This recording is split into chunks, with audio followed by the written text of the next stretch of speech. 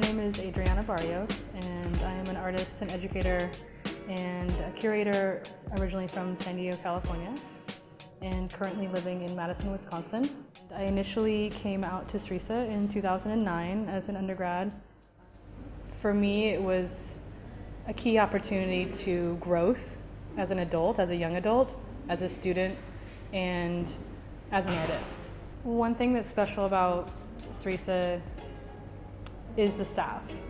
Because of the scale of the school, there's a kind of personal relationship that you can build with everyone, because everyone here was just so kind and welcoming, and that was huge for me as a student. And I think that's something that SRISA can offer because of the intimate community that is here. The professors here at SRISA offer a unique perspective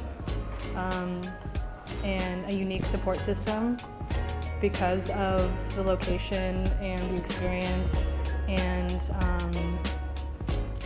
I think in a way that in the States we might not have that support. In 2015, I returned to SRISA as a studio monitor.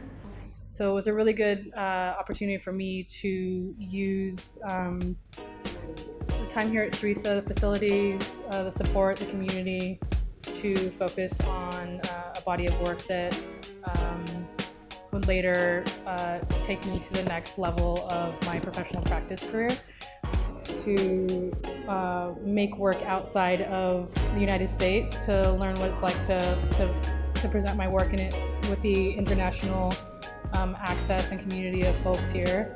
Every time coming back to Italy is a reminder of the history of printmaking and how far it goes back, and how exciting it is to still see some of these techniques being used.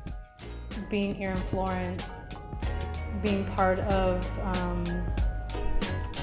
the city, living here. I mean, every day you walk outside of your door and you are in the past, and you are in the present, and you are in the future. The city is living and breathing history, and that alone is, I think, just one reason to be here.